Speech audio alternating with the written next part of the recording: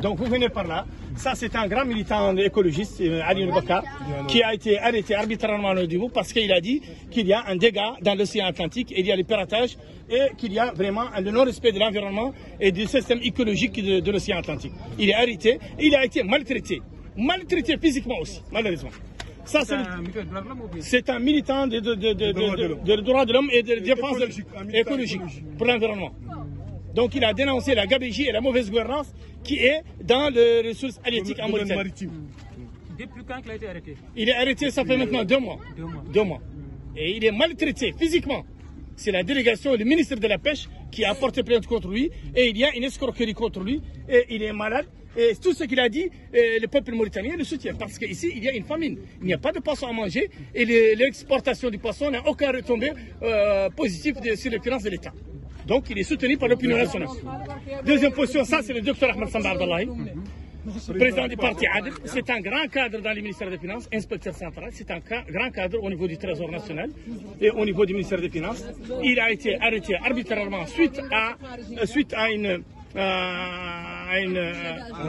un écrit dans le Facebook où il a dénoncé le racisme, les inégalités, l'injustice, la mauvaise gouvernance, la gabegie, les détournements, les inégalités. Et il a été arrêté depuis une année maintenant.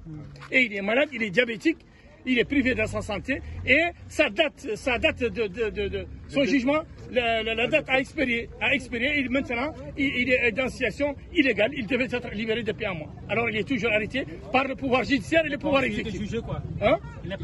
Il a été arrêté 5 mois sans jugement et sans accusation. Après, il a été jugé, mais la période de son arrestation a expiré, il est toujours en prison. Voilà.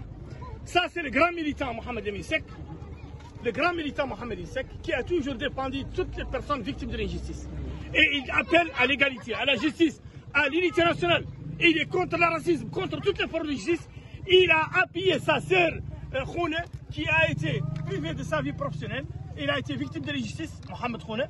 Cette femme talentueuse, militante, très courageuse, parce qu'elle a une opinion politique et elle a été sous embargo. C'est une femme de ménage qui n'a pas grand-chose. Oui, je viens. Donc, parce que tout simplement, Mohamed Emin Seck, il est venu porter assistance, appui à sa sœur. Ils sont tous les deux déférés. Tous les deux déférés.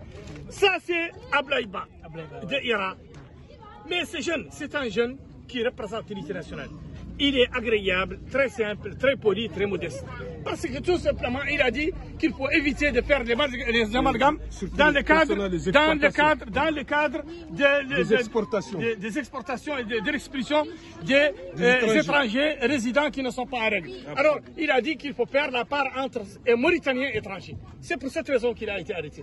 Et puis, le jour de son jugement, les avocats ont demandé qui porte plainte contre lui.